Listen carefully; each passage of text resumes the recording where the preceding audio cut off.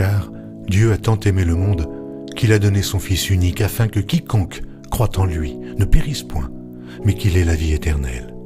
Dieu, en effet, n'a pas envoyé son Fils dans le monde pour qu'il juge le monde, mais pour que le monde soit sauvé par lui. Celui qui croit en lui n'est point jugé, mais celui qui ne croit pas est déjà jugé, parce qu'il n'a pas cru au nom du Fils unique de Dieu.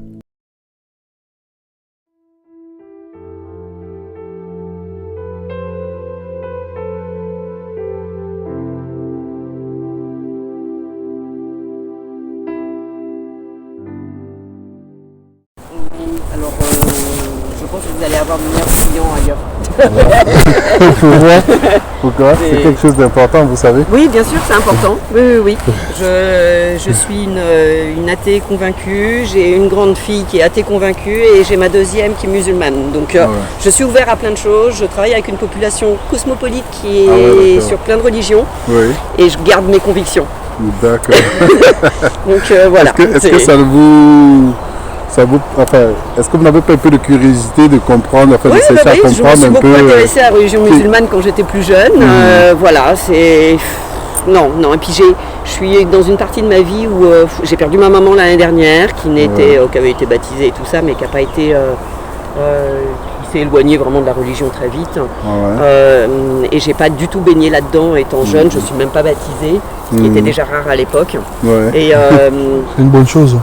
C'est une bonne chose, ça laisse la liberté à chaque adulte plus tard de faire ses choix et d'avoir cette curiosité pour l'ensemble des religions. Et non, je suis très spirituelle. Je crois dans ce qui nous entoure. Spirituel dans quel sens? Spirituel, pas religieux. Pas religieux, oui, justement. La nature, l'osmose avec notre univers, avec ce qui nous entoure. Mais et je le ressens beaucoup plus fort qu'une entité qui serait là quand même. Je sais pas la nature, vous la ressentez plus comment? Bien plus. Bien plus. D'accord. Et est-ce que ça vous pose, est-ce que vous ne vous questionnez pas de savoir l'existence de la nature par qui? Oui, cette je suis nature, très basique. Voilà. Je suis très basique. Il y a une histoire de molécules, de physique, de chimie. Voilà, ça en reste là. C'est pas une main qui est venue créer quelque chose. Vous ne pensez pas comme moi qu'il y a un créateur? Je suis très terre à terre. Hein, je comprends. Tout à fait. On est enterré, on est dans un trou, enterré ou autre, ça dépend de ce qu'on a envie. Et moi, j'aime beaucoup ça, cette symbolique. Vous êtes brûlé et après cendres dispersées. Et moi, ça me va. Je vais réintégrer la nature et le monde. Mais est-ce que ça ne vous questionne pas la vie après la mort, par exemple? Ah ben si, bien sûr. Je suis soignante. Ah oui, d'accord. Je suis soignante. Donc, tous les trucs un peu bizarres qui peuvent se passer au moment que ça bascule, j'ai pas l'explication. Voilà. Donc, justement... J'ai pas l'explication. J'accompagne des gens qui sont pieux et qui c'est une force énorme pour eux. Et heureusement qu'ils ont ça. Quand vous dites pieux, c'est-à-dire comment? Qui sont croyants et pratiquants. Et que ça leur donne une force pour affronter tous ces passages-là, la maladie et puis la mort. C'est énorme. Heureusement qu'ils ont ça. Mais vous, ça ne vous questionne pas pour vous personnellement? Moi, je suis une grande trouillarde, mais c'est comme ça, il va arriver ce qui va arriver. Je fais des bonnes choses, vraiment ma vie. Je pense que j'ai subi pas mal de choses pas sympas, comme tout le monde. Et je fais vraiment, de part déjà rien que mon métier, je sais que je fais des bonnes choses pour le monde. S'il y a un Dieu, il m'accueillera. Justement, c'est parce qu'il y a un Dieu. Si moi il ne m'accueille pas, mais qui va accueillir? Franchement non. Je veux que vous compreniez que ce n'est pas... C'est un chien recueilli d'adoption. Ah, gloire au Seigneur. Comment ça s'appelle? Laïka. C'est une chienne, c'est ça? Oui, c'est une chienne. Donc, vous dites bien que s'il y a un Dieu, il vous accueillera. Donc, justement, c'est de ce Dieu que nous voulons vous parler, sans que peut-être que vous ne connaissez pas. Voilà ce que je veux dire. Peut-être que vous ne connaissez pas. Vous avez entendu parler du Seigneur Jésus, n'est-ce pas? Mais bien sûr, mais peut-être que Dieu sait justement tout ça. Mais je veux pas célébrer. Je veux pas célébrer. C'est pas. Je conçois pas les choses comme ça. Je veux pas avoir cette. Alors il y a soit cet interdit, à chaque fois je retrouve ça dans les religions, soit il y a un côté je vous interdis, ne fais pas ça, ou alors fais ça, ouvre ton cœur, fais ça. je veux pas avoir cette chose imposée. Je veux vivre comme je l'entends et je pense en plus faire les choses. Mais le problème, c'est que le Dieu dont nous vous parlons, ce n'est pas un Dieu qui s'impose. Et j'ai toujours l'impression de ça quand même, quelles que soient les religions. Oui, justement, c'est ce qu'on a souvent fait croire aux gens. Notre Dieu ne s'impose pas. Vous savez, pratiquer la vie, c'est-à-dire pratiquer la vie, ne dépend pas d'une capacité humaine. Le Dieu que nous vous parlons a cette capacité de mettre en vous la capacité de pouvoir pratiquer. Vous voyez la différence ou pas? Parce qu'en réalité, je peux concevoir du fait que vous dites que oui, vous n'aimez pas qu'on vous impose quelque chose ou quelque chose s'impose à vous. Je comprends tout ça. On est comme ça, on est humain. N'importe qui aimerait faire un peu ce qu'il veut, il a envie de faire. Mais est-ce que forcément ce que vous voulez faire est édifiant pour telle ou telle personne?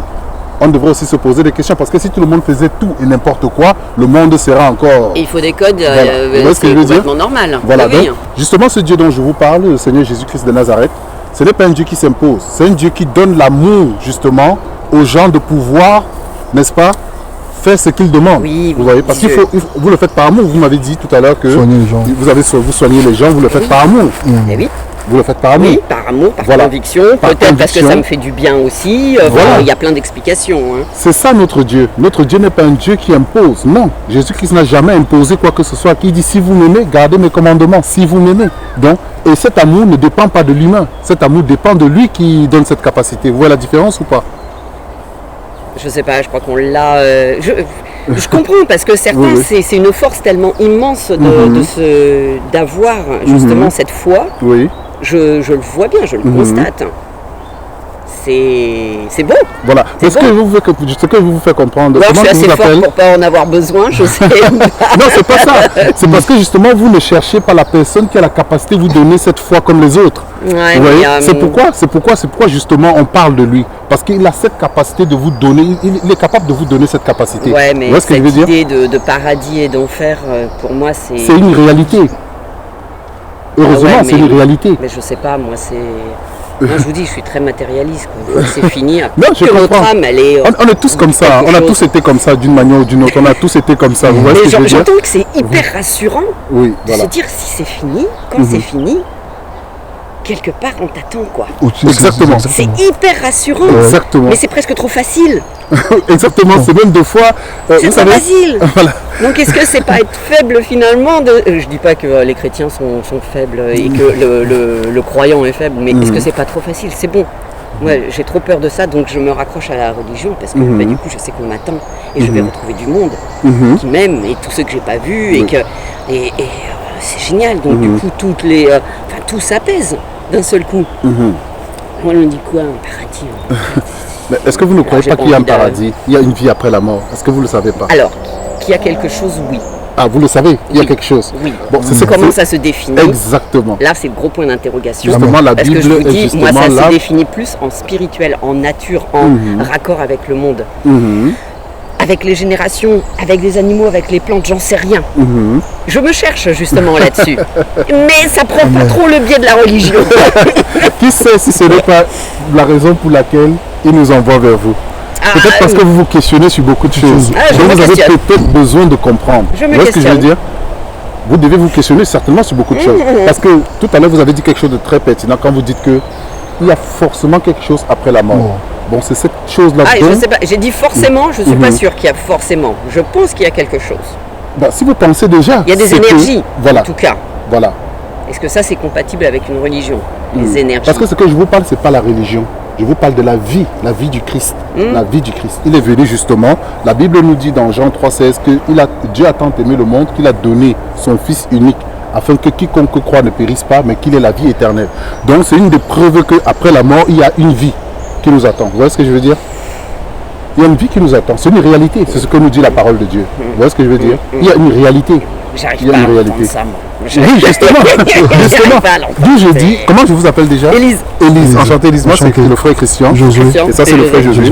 Donc, je vous parle de ça parce que c'est vraiment très important pour vous, Élise. C'est pas que je suis réfractaire, mais vous n'allez pas y arriver. On échange, c'est bien, mais je sais que c'est un non. Non, le but pour moi, c'est pas moi qui dois vous convaincre. Mais j'entends parce que, vous voyez ce que je veux dire? Au vu du nombre de personnes que je côtoie, que ce soit les malades ou les familles, Et puis là, dans le service où je suis maintenant, c'est multiculturel, vraiment. J'entends ces discours-là. Ouais. Le but pour moi, Élise, on a les religieux qui viennent aussi pour prêcher, pour soutenir, pour donner une parole, voilà, sur les derniers instants de vie, pour être là aussi. Voilà, je côtoie déjà. Je comprends, Élise. Ce que je veux que vous compreniez, c'est que ce n'est pas moi l'homme qui doit vous convaincre. C'est celui qui m'envoie vers vous qui doit vous convaincre. Parce que je n'ai pas la capacité de vous convaitre. C'est sa parole qui doit vous convaincre. Oui, alors un non-croyant vous dit quoi à chaque fois, va vous dire ce que je vous dis moi. J'attends un signe. Non, alors. pas forcément. Là, il y aura un signe, certainement. Il y aura un signe, forcément. Mais ce n'est pas forcément vous. Pas forcément, exactement. Parce que ce signe vient de lui, ça ne vient pas de l'homme. Voilà. Nous, il nous demande seulement de parler. Il y a une évidence. Vous voyez ce que je veux dire? Nous, on parle et c'est lui qui crée la conviction en vous. C'est pas nous. Nous ne sommes que des hommes. Moi-même, hier, je ne croyais pas. J'étais comme vous hier. Oui, mon chien se balade, aille déterrer un truc, d'un seul coup il me sort quoi? Il me sort une croix. Là je vais faire vous voyez, vous avez besoin d'un signe, c'est ça? Eh oui, mais oui, vous avez besoin d'un signe, très matériel. Si je comprends bien, vous avez besoin d'un signe. Oui. Et puis il faudrait aller plus loin que ça. Là je vais me faire petit clin d'œil. C'est rigolo quand même, mais ça suffira pas. Bon, si vous voulez un signe, Élise, est-ce que vous permettez que je prie pour vous? Ah bah ça si vous voulez, mais oui, je prie pour vous.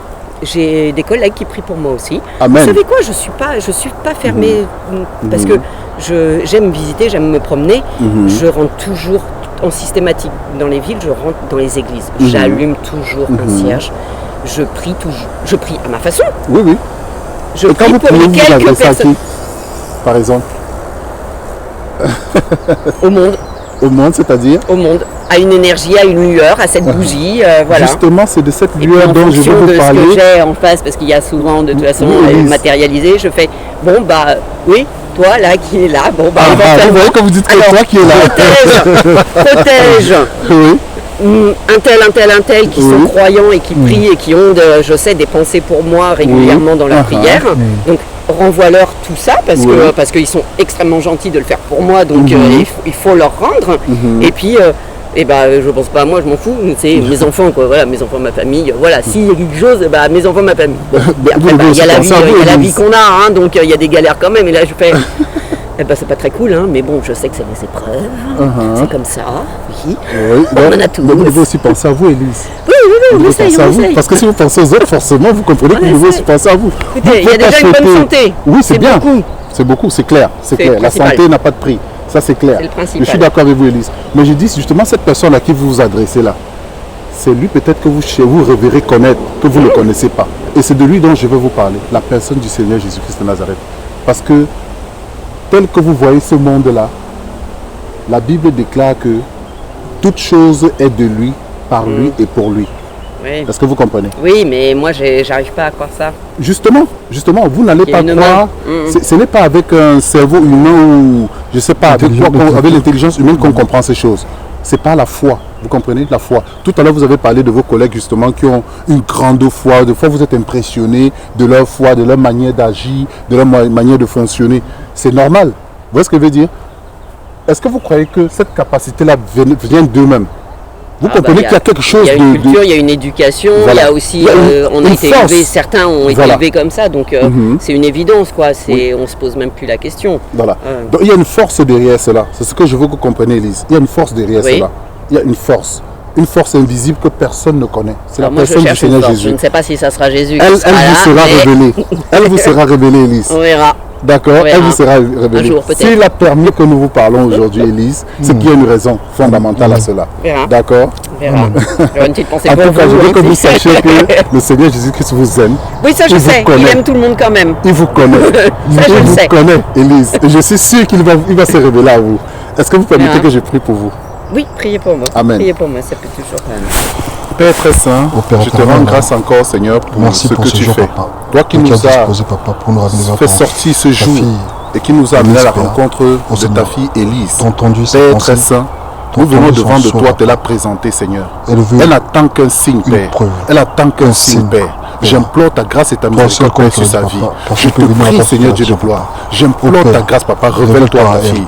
qui te cherche, Révèle-toi elle, ô Seigneur. qui te cherche, qui Révèle-toi, parle, papa. qui donne des Qu'elle noms, comprenne, des Seigneur, signes. que tu existes, Seigneur tu es mon roi, vrai. peut-être sans comprendre que c'est de toi qu'il s'agit. vrai, Père. Seigneur, Tu es révèle-toi vrai. à elle. Et tu J'implore l'as ta sauvé grâce, Père, par ta mort au à la nom du croix, Seigneur ô Jésus-Christ de Père. Nazareth. Ô Seigneur. Oh Père, toi Nous qui es besoin venu à la de t'aimer, croix, papa. qui as donné Ô ta Père. vie, qui a donné ta Révèle-toi. vie, Seigneur Dieu de gloire, Père, Révèle-toi, révèle-toi à Seigneur. ta fille.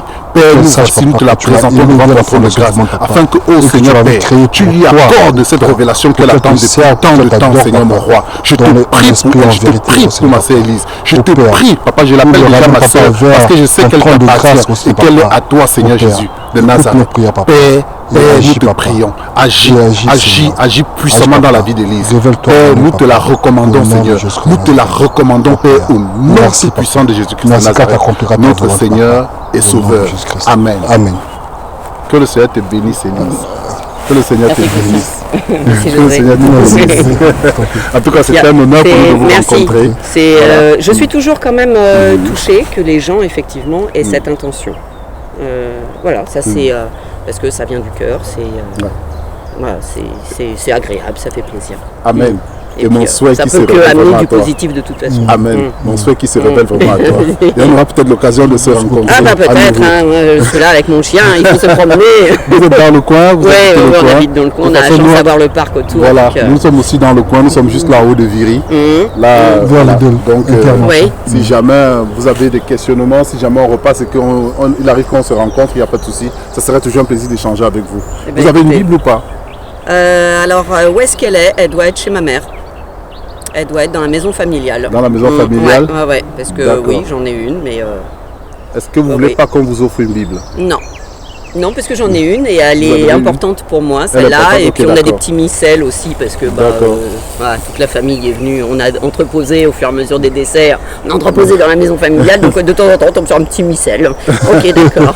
On a plein de petites bondieuseries, comme disait ma grand-mère, donc des petits D'accord. médaillons, on a plein de trucs comme ça. En tout cas, sois abondamment bénie, ma sœur Élise. Je Merci. t'appelle déjà ma sœur parce que je sais que tu fais partie J'ai du entendu. royaume, ce royaume céleste qui nous attend tous. Donc sois abondamment bénie et que le Seigneur Jésus-Christ se révèle à toi. Merci. D'accord? Je vous souhaite Passe une bonne journée également. Et puis, et puis, Et merci beaucoup de nous avoir accordé votre je temps. vous en prie. Je vous en Seigneur prie. vous bénisse. C'est agréable, c'est gentil, Amen. c'est fait poliment. Amen, Pas de amen. problème. Amen, Et amen. puis on est là, on est bien dans la nature. Ça marche. Bon, Sois bah, abondamment bénie. Bonne journée à vous. merci à vous aussi.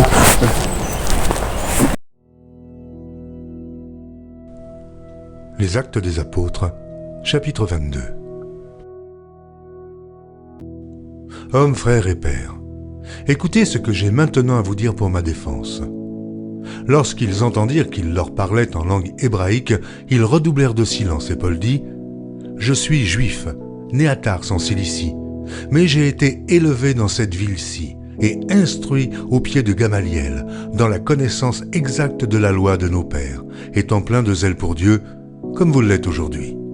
J'ai persécuté à mort cette doctrine, liant et mettant en prison hommes et femmes. Le souverain sacrificateur et tout le collège des anciens m'en sont témoins. J'ai même reçu d'eux des lettres pour les frères de Damas, où je me rendis afin d'amener liés à Jérusalem ceux qui se trouvaient là et de les faire punir. Quand j'étais en chemin et que j'approchais de Damas, tout à coup, vers midi, une grande lumière venant du ciel resplendit autour de moi. Je tombais par terre et j'entendis une voix qui me disait « Saul, Saul, pourquoi me persécutes-tu » Je répondis « Qui es-tu, Seigneur » Et il me dit « Je suis Jésus de Nazareth, que tu persécutes. » Ceux qui étaient avec moi virent bien la lumière, mais ils n'entendirent pas la voix de celui qui parlait. Alors je dis « Que ferai-je, Seigneur » Et le Seigneur me dit « Lève-toi, va à Damas, et là on te dira tout ce que tu dois faire. » Comme je ne voyais rien à cause de l'éclat de cette lumière, ceux qui étaient avec moi me prirent par la main, et j'arrivai à Damas. Or, un nommé Ananias, homme pieux selon la loi, et de qui tous les Juifs demeurant à Damas rendaient un bon témoignage, vint se présenter à moi. Et il me dit « Saul, mon frère, recouvre la vue. » Au même instant, je recouvrais la vue et je le regardais. Il dit « Le Dieu de nos pères t'a destiné à connaître sa volonté, à voir le juste et à entendre les paroles de sa bouche, car tu lui serviras de témoin auprès de tous les hommes des choses que tu as vues et entendues. Et maintenant, que tardes-tu? Lève-toi, sois baptisé et lavé de tes péchés en invoquant le nom du Seigneur. » De retour à Jérusalem, comme je priais dans le temple, je fus ravi en extase, et je vis le Seigneur qui me disait « Hâte-toi et sors promptement de Jérusalem, parce qu'ils ne recevront pas ton témoignage sur moi. » Et je dis « Seigneur, ils savent eux-mêmes que je faisais mettre en prison et battre de verges dans les synagogues ceux qui croyaient en toi, et que, lorsqu'on répandit le sang d'Étienne, ton témoin, j'étais moi-même présent, joignant mon approbation à celle des autres, et gardant les vêtements de ceux qui le faisaient mourir. » Alors il me dit « Va, je t'enverrai au loin, vers les nations. » Ils l'écoutèrent jusqu'à cette parole, mais alors ils élevèrent la voix en disant « Hôte de la terre imparium, il n'est pas digne de vivre. » Et ils poussaient des cris, jetaient leurs vêtements, lançaient de la poussière en l'air. Le tribun commanda de faire entrer Paul dans la forteresse et de lui donner la question par le fouet, afin de savoir pour quel motif il criait ainsi contre lui. Lorsqu'on l'eut exposé au fouet, Paul dit au centenier qui était présent, « Vous est-il permis de battre de verges un citoyen romain, qui n'est même pas condamné ?» À ces mots, le centenier alla vers le tribun pour l'avertir, disant « Mais que vas-tu faire? Cet homme est romain. » Et le tribun étant venu, dit à Paul, « Dis-moi, es-tu romain ?» ?»« Oui, répondit-il. » Le tribun reprit, « C'est avec beaucoup d'argent que j'ai acquis ce droit de citoyen. » « Et moi, dit Paul, je l'ai par ma naissance. » Aussitôt, ceux qui devaient lui donner la question se retirèrent, et le tribun, voyant que Paul était romain, fut dans la crainte, parce qu'il l'avait fait lier. Le lendemain, voulant savoir avec certitude de quoi les Juifs l'accusaient, le tribun lui fit ôter ses liens et donna l'ordre aux principaux sacrificateurs et à tout le Sanhédrin de se réunir. Puis, faisant descendre Paul, il le plaça au milieu d'eux.